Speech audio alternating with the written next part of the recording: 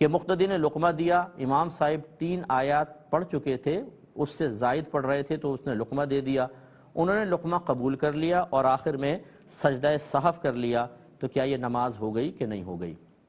دیکھیں پہلی بات یاد رکھیں، لقمہ کسے کہتے ہیں؟ ہمارے بہت سے بچے اور لوگ نہیں جانتے۔ لقمے کا مطلب ہوتا ہے کہ امام صاحب نماز پڑھا رہے ہیں، پیچھے والوں کو محسوس ہوتا ہے کچھ غلطی کر رہے ہیں تو وہ اس کو ٹوکتے ہیں، مشورہ دیتے ہیں۔ تو یہ جو مشورہ دینا ہے یا ٹوکنا ہے، اسے کہتے ہیں لقمہ دینا۔ امام اعظم ابو حنیفہ رضی اللہ تعالی عنہ کے نزدیک لقمہ دینا اور امام کا لقمہ قبول کرنا، اس میں تعلیم اور تعلم والا معنی ہے۔ تعلیم معنی سکھانا، تعلم معنی سیکھنا، اور امام اعظم کے نزدیک سیکھنا سکھانا جو ہے یہ ایک بڑا عمل ہے، ایک ایسا عمل ہے کہ نماز میں یہ نہیں ہونا چاہیے، چنانچہ اگر یہ نماز میں ہوگا تو نماز ٹوٹ جائے گی۔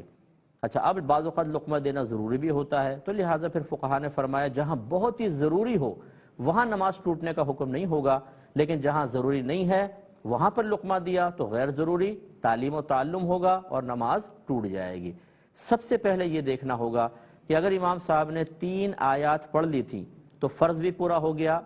3 آیات پڑھی تو واجب بھی ادا ہو گیا، انہیں چاہیے تھا کہ فوراً رکوع کرتے، لیکن اس مقام پر بعض فقہا نے لقمہ دینے کو صحیح قرار دیا 3 کے بعد بھی۔ اس کی وجہ یہ ہوتی ہے کہ ہو سکتا ہے امام صاحب اس 3 کے بعد کسی آیت میں الجھ رہے ہیں اور کچھ ایسا غلط پڑھ دیں کہ جس سے مفہوم بدل جائے، اس سے بھی نماز فاسد ہو سکتی ہے۔ لہٰذا یہ ضروری نہیں ہے کہ 3 آیات نہیں پڑھیں تو ہی لقمہ دینا جائز ہوگا اور 3 کے بعد جائز نہیں ہوگا۔ آپ تھوڑا سا غور کریں، جب تراویح پڑھ رہے ہوتے ہیں اس وقت تو 3 سے کہیں زیادہ حافظ صاحب پڑھ چکے ہوتے ہیں، لیکن پیچھے سے لقمہ دیتے نہیں دیتے،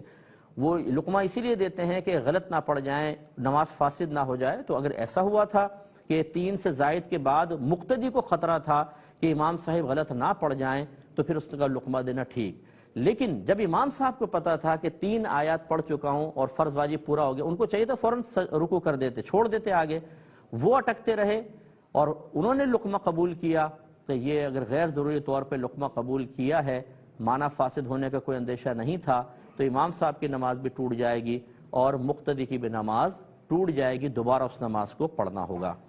خلاصہ کلام یہ ہے کہ صحیح لقمہ دیا، امام صاحب نے صحیح لقمہ قبول کیا، ان کو نماز فاسد ہونے کا اندیشہ تھا تو لقمہ لینا ٹھیک، پھر نماز صحیح رہی، ورنہ نماز ٹوٹ جائے گی۔ اچھا، نماز اگر صحیح لقمہ لیا ہے، صحیح وقت پہ لقمہ دیا ہے، تو اس میں آخر میں سجدہ صاحب کی ضرورت کیا تھی؟ سجدہ صاحب نہیں ہونا تھا، یہ غیر ضروری امام صاحب نے کیا، تو بہتر ہے کہ آپ اس نماز کو دوبارہ لوٹا لیجئے۔